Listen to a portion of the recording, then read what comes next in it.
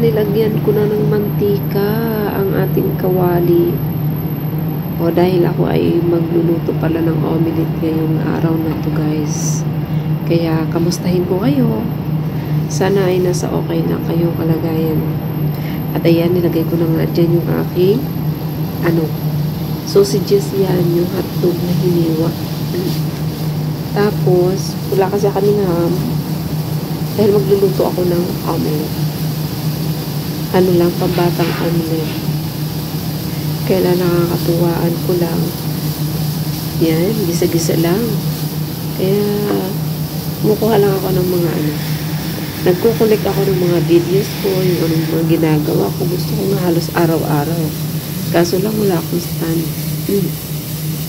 Tsaka on call naman kasi yung aking pagluto. Kaya, kung ano lang maisipan, mga pambata. Kasi pang adult naman kasi puro salad lang.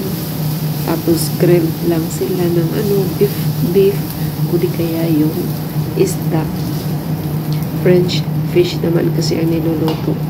So, hindi ako nagluluto ng kundi si bossing ko. Tsaka yun, hindi lang ako ang nagluluto. 3 kami, yung mag-asawa.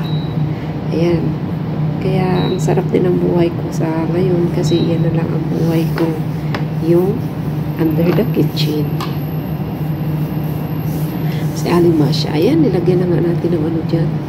Ng cheese. Mozzarella cheese. Yan. Yan nilagay ko.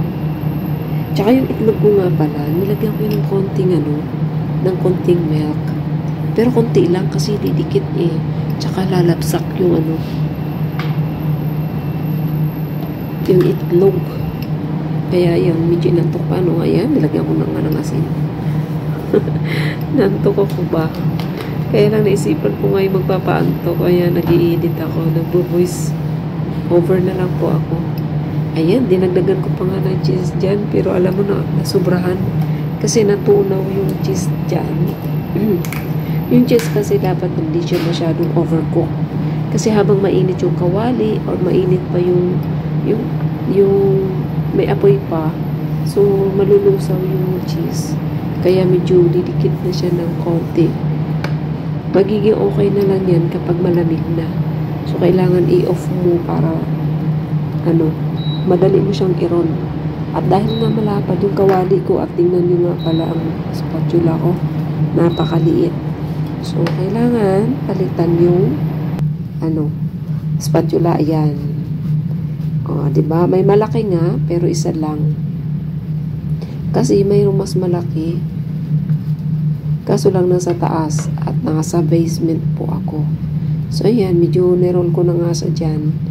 At medyo dumikit nga na konti kasi nga mainit pa, niroll ko na dahil nga doon sa cheese. Sa mozzarella cheese. So, sobrang haba nga dahil malaki at malapad ng kawali. So, hinati ko yan. Para maibilis kong ma-roll. Roll over, roll over. O, diba? Masarap yan. Most requested nila yan. Kasi lang, yung sausages kasi may lasa na hotdog.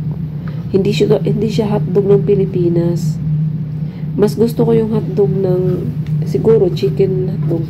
Sa Pilipinas kasi medyo maalat. Tsaka parang may color of food coloring ba? Kulay pula, diba? Kaya mas gusto ko yung mga ginagawa. Dito naman, okay naman.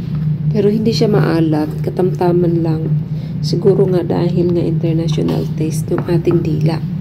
At ayun, pumatok naman. Pumasa naman yung ating panlasa sa ating international employer.